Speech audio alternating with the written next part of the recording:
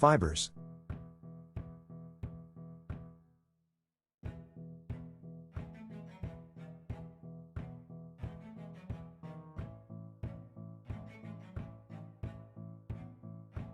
Activate the tube pencil.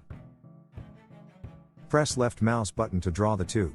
Press right mouse button to generate the clay and press tab to enter transformer mode. Press Ctrl A to pump up the tube. Press tab to toggle from transformer mode to clay mode. Draw another tube with the same process. Press right mouse button to select the first tube. Apply horizontal fibers. Press right mouse button to select the second tube. Apply vertical fibers.